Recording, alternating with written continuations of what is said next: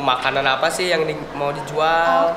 Habis itu kita buat kepanitiaan. Buat kepanitiaan. Kita tuh awal-awal sekelas tuh shock banget baru dikasih tahu kayak ada bazar gitu. Soalnya bazar itu kan juga berdekatan dengan lomba bulan bahasa, Kak. Iya, pasti. Kalau boleh tahu untung kalian kemarin berapa sih?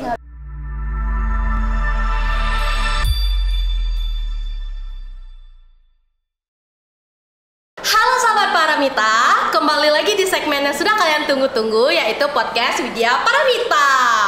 Jadi kembali lagi bersama saya Anggi, mana kita akan bahas soal cuan tanpa pusing, dari mulai uang jajan hingga tabungan masa depan.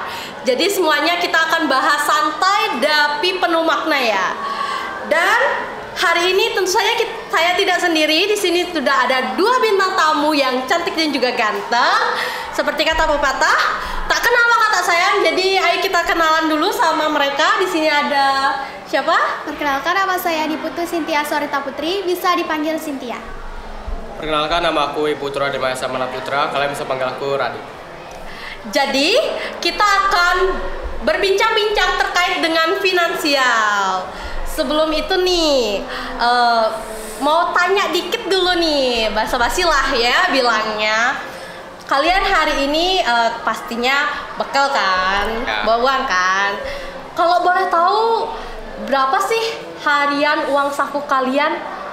Uang saku itu, aku itu 10.000 per hari, Kak. Oh, 10.000. Kalau di Cynthia? Kalau saya beda-beda, kadang 10.000, kadang melebihi atau kurang.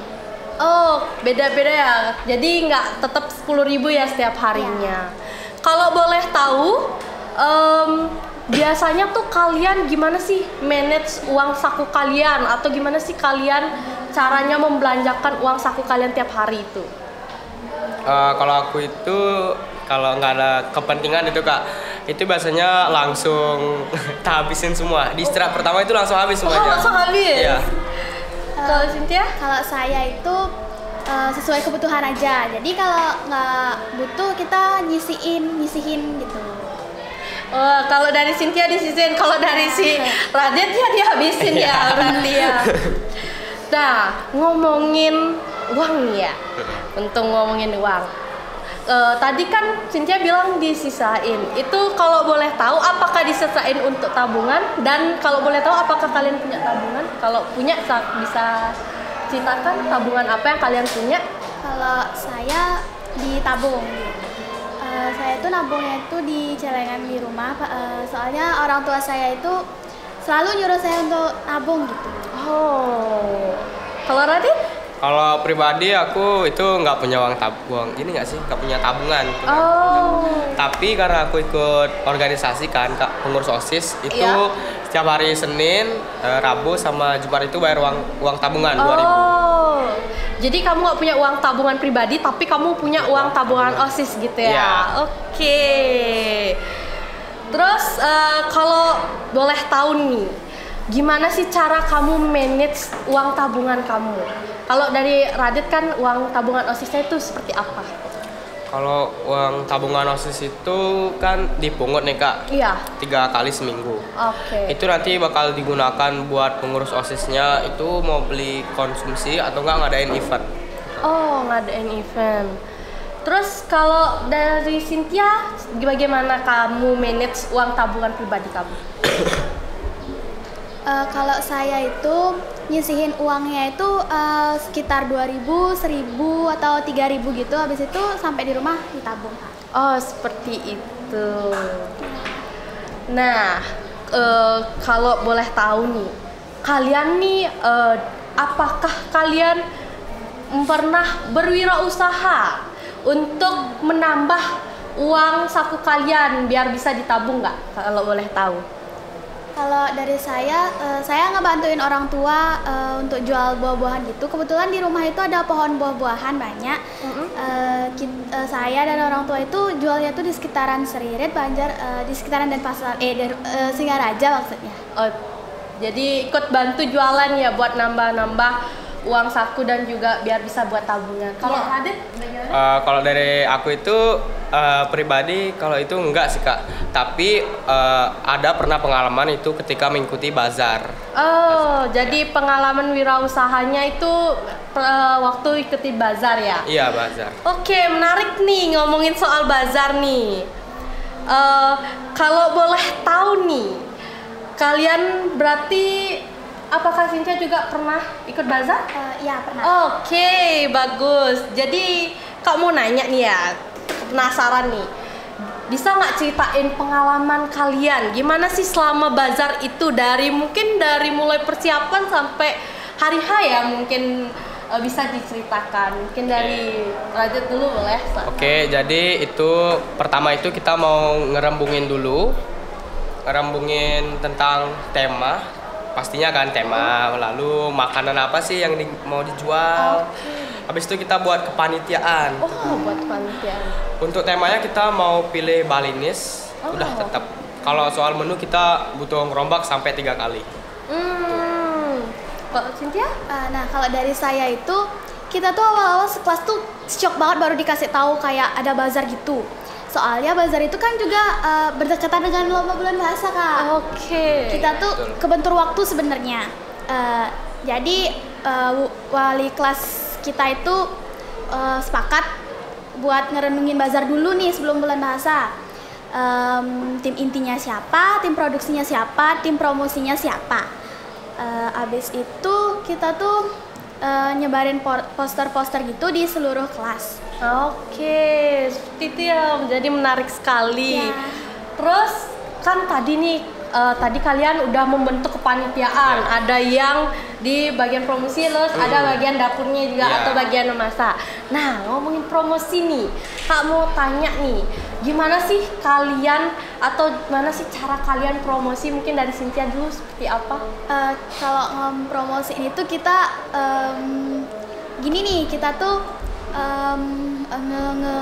ngedekor itu make hal-hal yang kocak gitu. Oke. Kita tuh ngepromosin ke kelas-kelas itu kita tuh pakai topi ulang tahun gitu. Biar kelihatan kayak bagus gitu, lucu dan tertarik customer yang lain gitu. Oke. Kalau dari Radit? Dari saya, apa tadi pertanyaannya Kak? Bagaimana cara kamu Mempromosikan. mempromosikan? Kita itu nggak langsung mempromosikan pas hari H. Jadi H-2 itu kita buat poster. Ya? Poster tentang menu apa aja yang kita jual. Oke. Habis itu H-1 sebelum bazar itu baru kita buat video tentang promosi. Oh, itu videonya kamu upload ke media sosial? Iya, media Oke. sosial.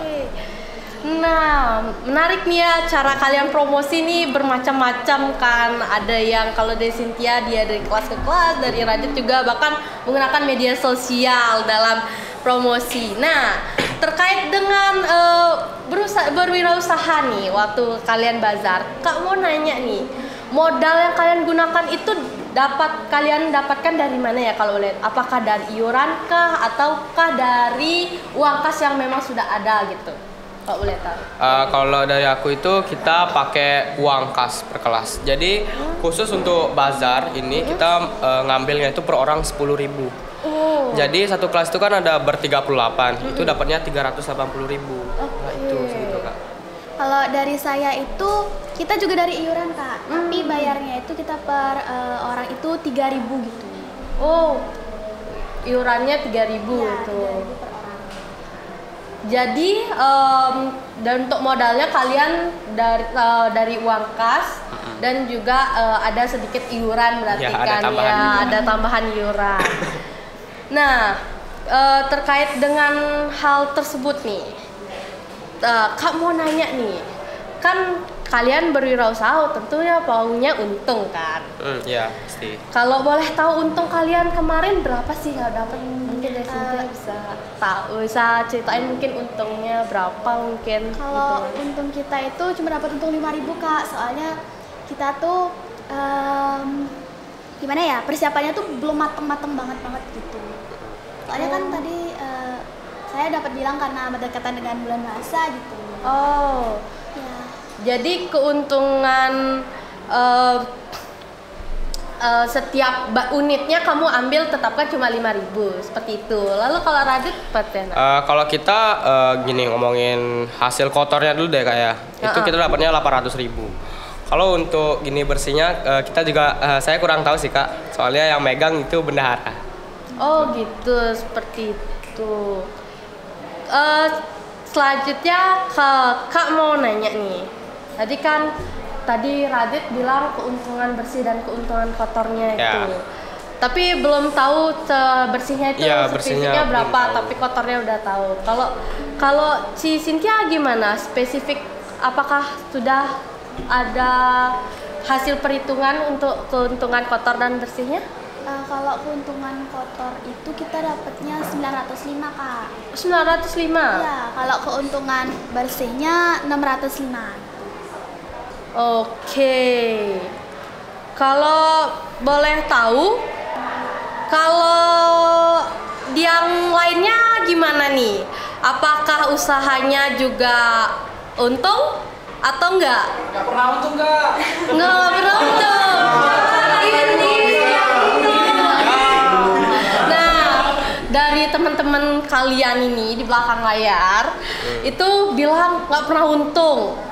Mereka minta kalian bagi tipsnya. Nah, kalian nih kan udah banyak nih untungnya. Ada bahkan Cynthia 900 ya untung kotornya ya, baru kotornya belum bersihnya tuh. Bisa nggak kasih tips gimana cara kalian bisa dapat untung segitu?